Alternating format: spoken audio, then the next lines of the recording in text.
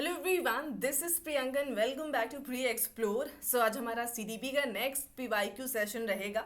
जैसे कि आप सबको पता ही है, जो भी हमारे साथ जुड़े हुए हैं, कि अल्टरनेट डेज पे हम पीवाईक्यूज की प्रैक्टिस करते हैं और कंटेंट की क्लासेस भी हमारी ऐसी ही चलती हैं। ठीक है। सो अब तक कंटेंट और पीवाईक्यू दोनों की लगभग 11 क्लासेस हो चुकी हैं। आई होप अब तक आपने देख ही ली होगी ना। अगर आप फर्स्ट टाइम हैं सो आप प्लेलिस्ट से आपको ये वीडियोस मिल जाएंगी। ठीक है। टॉपिक वाइज हम कंटेंट भी करते हुए जा रहे हैं। पीडीएफ्स आपको टेलीग्राम से मिल जाते हैं। ठीक है।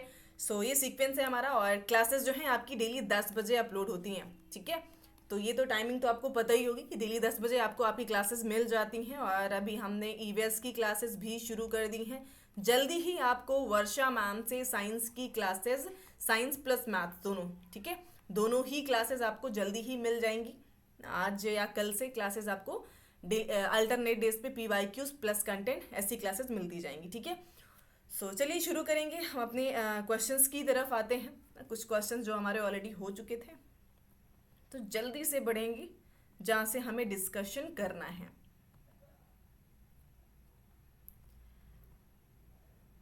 सो क्वेश्चन नंबर 20 है हमारा ये। देखिए, रचनात्मक बच्चों की एक पहचान विशेषता यह है कि जो रचनात्मक क्रिएटिव बच्चे होते हैं ना, क्रिएटिव चाइल्ड होते हैं, उन्हें हम कैसे पहचानते हैं? वे मानदंडों के अनुरूप ही कार्य करते हैं। बिल्कुल कह सकते हैं वे दूसरे की नकल करना पसंद करते हैं, बिल्कुल नहीं। वे स्वतंत्र रूप से सोचते हैं ना, तो भाई बिल्कुल ऑप्शन हमारा थर्ड बेहतर हो जाएगा ना। अब कुछ लोगों का दिमाग पहले की तरफ भी जाएगा, है ना। तो ऐसा नहीं है। देखिए, सीटेट का यही तो पेडागोजिकल सेक्शन होता है ना, कि आप अब कुछ लोग होते हैं ना कि जो कॉन्सेप्ट को रटने लग जाते हैं, मतलब जो भी थ्योरी है उनके पास, उसको बस रट्टाफिकेशन पे टाइम वेस्ट कर देते हैं। जबकि आपको पीवाईक्यूज प्रैक्टिस करने के लिए इसीलिए कहा जाता है, क्योंकि जब आप वो करते हो तो जो पेडागोजिकल एक थॉट होता है ना, वो आपके दिमाग में, लाइक वो आपका दिमाग कॉन्सेप्ट उस चीज़ को एक्सेप्ट कर लेता है। ठीक है। तो यहाँ पे ऑप्शन आपका थर्ड क्यों बेहतर होगा? क्योंकि जो क्रिएटिव बच्चे होते हैं ना, वो अपने आप में इंडिपेंडेंट फील करते हैं। उन्हें फर्क नहीं पड़ता कि उनके आगे वाला क्वेश्चन करना शुरू कर रहा है, उनके बगल वाला, पीछे वाला, है ना। वो अपने आप में है और अपने क्वेश्चन का सॉल्यूशन खुद से कर सकते हैं। इंडिपेंडेंट होते हैं, किसी पे डिपेंड नहीं होते हैं। ठीक है। तो ऑप्शन थर्ड आपका बेहतर हो जाएगा। नेक्स्ट आते हैं। तो भाई, बच्चों के सम्मुख विचार बिंदु प्रस्तुत करते समय सही क्रम क्या होना चाहिए? भाई, बच्चे हैं, बच्चों के सामने कोई कॉन्सेप्ट अगर आप रखते हो तो उसका सीक्वेंस क्या होना चाहिए? क्या उनके सामने पहले कॉम्प्लेक्स चीजें रख देंगे फिर सिंपल लाएंगे? क्या, बिल्कुल नहीं। बच्चे पहले ही हार मान जाएंगे और वो समझने की कोशिश भी नहीं करेंगे। ठीक है। अगर ऐसी चीजें उनके सामने रख देते हो जो बहुत डिफिकल्ट है, हमेशा जो इसका तरीका होना चाहिए सिंपल टू कॉम्प्लेक्स होना चाहिए। नेक्स्ट है सामान्य से विशिष्ट, तो बिल्कुल ऑप्शन सेकेंड ही बेहतर हो जाएगा। पहले जनरल चीज़ें रखिए, नॉर्मल, जिनको वो समझते भी हों, जानते भी हों, थोड़ा बहुत इन्फॉर्मेशन उन्हें ऑलरेडी हो उस चीज़ में ना। फिर वो आपका मतलब इंटरेस्ट दिखाएंगे, आपके साथ इंगेज भी होंगे ना। लेकिन आप आते ही अमूर्त चीज़ें उनके सामने रख दीजिए ना, बिल्कुल, जिनके बारे में उन्हें पता ही नहीं है, फिर तो हो गया, है ना। उसके बाद फिर वो हार मान जाएंगे वहीं पर। नेक्स्ट है क्या, कि एक अध्यापिका विद्यार्थियों के द्वारा सृजित ज्ञान की समझ और स्मृति को बल देना चाहती है, तो कौन सी युक्ति जो प्रभावशाली नहीं होगी? इन क्वेश्चंस पे बहुत ध्यान देने वाला है, क्योंकि यही क्वेश्चंस होते हैं ना जो आपको माइनस की तरफ ले जाते हैं। ठीक है। जो आपके मार्क्स कम कराते हैं। ठीक है। तो पहला ऑप्शन क्या है कि रूपांतरण का सृजन, कह सकते हैं पहले की जानकारी को नए प्रश्न के लिए प्रयुक्त करना। भाई, पूर्व ज्ञान को नए ज्ञान के सृजन में इस्तेमाल करना, ये तो अच्छी बात है ना। उपधारणाओं के मध्य संबद्धता को कार्यान्वित करना, यानी कि बहुत सारे सब कॉन्सेप्ट्स होते हैं, उनको आपस में इंटर रिलेट करना, जोड़ना, ये भी अच्छी चीज ही होती है। ठीक है। लास्ट ऑप्शन क्या कहते हैं कि अप्रासंगिक जानकारी को प्रासंगिक जानकारी के साथ सुमेलित करना, यानी कि कोई ऐसी इरेलीवेंट इन्फॉर्मेशन है जिसे आप किसी ऐसे इन्फॉर्मेशन के साथ जोड़ना चाह रहे हैं जो उससे रिलेट ही नहीं कर रहा है, तो यहाँ पे यही आपका निगेटिव हो जाएगा। ठीक है। ऐसा नहीं करना है ना, इरेलीवेंट चीज़ों को आपको मिसमैच नहीं करना है। ठीक है। अगेन नहीं वाला क्वेश्चन आ गया। देखिए ना, बच्चे कुछ गलतियां करते हैं और उन गलतियों को सुलझाने के लिए एज अ टीचर आप क्या करेंगे? ठीक है। कैसा तरीका आप उनको अपनाएंगे अपने लिए ना, बच्चों की गलतियों को सही करने के लिए? त्रुटियों में प्रतिरूपों की खोज करेंगे आप, पैटर्न ढूंढेंगे, कौन सा नहीं है हमें यही बताना है ना। अधिगम में कमियों के बारे में जानना जिनके कारण त्रुटियां होती हैं, तो बिल्कुल सही है, ये तो पॉजिटिव पॉइंट हो जाएगा। विद्यार्थियों की त्रुटियों को सुधारने के लिए सहयोग करना, ये भी सही है। और विद्यार्थियों के साथ चर्चा किए बिना ही उनको उत्तर बता देना, मतलब बच्चे ने गलती करी, आपके साथ आपके पास लेकर के आया कि भाई चेक कर दीजिए, बताइए सही है गलत, तो आपने चेक किया, आंसर गलत था तो आपने राइट आंसर लिख दिया ना, और उसको बताया ही नहीं कि भाई आपने गलती कहाँ पे करी है ना, और इसको इम्प्रूव कैसे कर सकते हैं, तो यही आपका निगेटिव हो जाएगा। भाई बताना है उसे ना, क्योंकि नेक्स्ट टाइम देंगे वैसी ही गलती वो फिर से करके लेके आ जाएगा। एक अध्यापिका को अपने विद्यार्थियों में डैश और डैश को प्रोत्साहित करना चाहिए, तो किस चीज़ को प्रोत्साहित करेंगे, यहाँ पे मैं डिफ्रेंशिएट कर देती हूँ आपको कि भाई एंटिटी क्या होता है ना, एक एंटिटी व्यू जो होता है ना, यहाँ पे बच्चे अपनी एबिलिटी को फिक्स मान के चलते हैं कि भाई हम तो गोबर हैं और गोबर ही रहेंगे, उसमें इम्प्रूवमेंट नहीं हो सकता है ना, ऐसा लोगों का मानना है। ठीक है, तो ये चीज़ हो जाता है, ये गलत है। ठीक है, एंटिटी जो व्यू होता है ये गलत है। बच्चों में हमें इस चीज़ को प्रमोट करना चाहिए कि चीज़ें इंक्रीमेंटल व्यू को करना चाहिए, यानी कि हम अपने में सुधार कर सकते हैं। अगर आज हम जहाँ पर हैं, अगर हम उसमें कोशिश करेंगे ना, खुद की हेल्प करेंगे, तो हम आगे बढ़ सकते हैं। ठीक है, तो ये तो दो ऑप्शन आपके साथ साथ कटे जाते हैं। ठीक है, इंक्रीमेंटल व्यू बिल्कुल सही है, यहाँ भी दिख रहा है, यहाँ भी दिख रहा है, इधर है मास्टरी ओरिएंटेड और इधर है फेलियर एक्सेप्टिंग, तो बिल्कुल नहीं ना कि भाई फेल होते हैं तो होने दो, क्या फ़र्क पड़ता है, तो ये ऐसी सोच नहीं रखनी है ना। ऑप्शन सेकंड हमारा बहुत सही होगा और उधर ही चलेंगे। नेक्स्ट क्या है कि भावनाओं और संज्ञान, हमारे इमोशंस और हमारे संज्ञान के संदर्भ में निम्नलिखित में से कौन सा सही हो जाएगा। ठीक है, जो भी हमारे इमोशंस हैं ना, हमारे खुशी हो, खुशी का भाव हो, दुख हो, गुस्सा हो, प्यार हो, ये सारी चीज़ें होती हैं, और संज्ञान जो हमारा दिमाग होता है ना, तो उनमें कैसा रिलेशन होगा भाई, ऑब्वियस सी बात है आपस में काफ़ी रिलेटेड है। अगर आप इमोशनली अनस्टेबल हो गए ना, तो आपका दिमाग कहीं ना कहीं अफेक्ट होता है। तो आपका अगर दिमाग में बहुत ज़्यादा आप दबाव लेकर के चल रहे हैं ना, किसी आपको लगता है कि बहुत ज़्यादा स्ट्रेस में रह करके आप स्ट्रेस में रह करके अगर कोई स्किल डेवलप कर सकते हैं ना, तो बिल्कुल नहीं, ये चीज़ तो गलत हो जाएगा ना। अगर आप खुश हैं है ना और उल्लास महसूस करते हैं तो बिल्कुल कर पाएंगे। ठीक है, आपका ऑप्शन सेकंड बेहतर हो जाएगा। चिंता विंता अच्छी नहीं होती है, नीरसता तो बिल्कुल अपने आप में निगेटिव वर्ड हो जाएगा।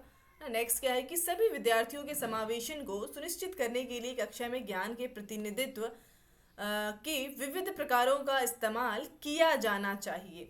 ठीक है, तो बिल्कुल कह सकते हैं, है ना। और समावेशन की अवधारणा में अधिगम क्षमता वाले बच्चों को शामिल तो है ही, लेकिन यानी कि परंतु इसमें भावनात्मक कठिनाई से जूझ रहे बच्चे शामिल नहीं, ऐसा नहीं है भाई। भाई समावेशन का मतलब है हर तरह के बच्चे आपको देखने को मिलेंगे ना, तो आपका असर्शन तो सही है लेकिन रीज़न गलत हो गया ना, तो ऑप्शन थ्री की तरफ चलेंगे। और यहाँ पे आई थिंक इंग्लिश हिंदी दोनों अलग अलग है ना, तो इसे भी देख लिया जाए कि which of the following contributes to the development of effective problem solving skills ना, मतलब कि जो समस्या समाधान कौशल होता है उसको प्रभावी बनाने के लिए सबसे बेहतर कौन सा ऑप्शन हो जाएगा। देखिए पैसिव इमिटेशन तो इसे कट कर देंगे तुरंत ना, कि निष्क्रिय होकर के आप किसी को बस फॉलो करे जा रहे हैं ना, क्लास में 2 दूना 4 चल रहा है तो आप भी रिपीट करे जा रहे हैं ना। देखा होगा आपने क्लासेस ऐसी होती है कहीं जहाँ पे एक बच्चा खड़े होकर चिल्ला रहा होता है, बाकी उसको इमिटेट कर रहे होते हैं ना, तो ये गलत है। नेक्स्ट क्या है कंप्रिहेंशन। कंप्रिहेंशन मतलब जहाँ पे बच्चे में समझ है, अंडरस्टैंडिंग है। अगर वो प्रॉब्लम को रीड करके समझ ही नहीं पा रहा है तो फिर प्रॉब्लम सॉल्व क्या करेगा ना, तो ये अच्छी चीज़ है। पॉइंट थ्री हमें 2 जगह नज़र आ रहे हैं और इन्हीं में से कोई आंसर भी हो जाएगा हमारा। मिनिमोनिक्स की बात करते हैं तो ये कहीं ना कहीं निगेटिव पॉइंट हो जाता है ना प्रॉब्लम सॉल्विंग में, क्योंकि ये कहीं ना कहीं रट्टाफिकेशन पे फोकस्ड है। ठीक है, कन्वर्जेंट थिंकिंग बहुत पॉजिटिव पॉइंट है, यानी कि ये अपसारी चिंतन को प्रमोट करता है, यानी कि फर्स्ट और थर्ड में ही नजर आ रहे हैं। ठीक है, नेक्स्ट है हमारा dyspraxia is directly related to difficulties in. जो डिस्प्रैक्सिया होती है ना, एक्चुअली इसमें क्या होता है कि बच्चे में कोऑर्डिनेशन बच्चा नहीं बना पाता है ना, अपने मान लीजिए हाथ हैं, आँख है, दिमाग है, ठीक है, बॉडी के जो अदर जितने भी पार्ट्स हैं उनके बीच में कोऑर्डिनेशन बनाने में उसे दिक्कत होती है। ठीक है, डिस्प्रैक्सिया यानी कि physical coordination of body parts, उसमें ही उसे दिक्कत होती है, और ये एक तरीके की डिसेबिलिटी है जिसे इम्प्रूव भी किया जा सकता है। ठीक है, अगर बच्चा प्रैक्टिस करता है प्रॉपर वे में। नेक्स्ट है आपका कि सभी विद्यार्थियों के समावेशन को सुनिश्चित करने के लिए कक्षा में, आई थिंक यही क्वेश्चन करके आए हैं हम, तो मूव करेंगे नेक्स्ट पे। नेक्स्ट क्या है कि एक शिक्षक को विद्यार्थियों को अपनी चिंतन प्रक्रियाओं के बारे में और अपने सीखने के तरीकों के बारे में सोचने के लिए प्रोत्साहित करना चाहिए। बिल्कुल सही है। और अधिसंज्ञान उच्च क्रम के संज्ञानात्मक कौशलों के विकास में मदद करता है।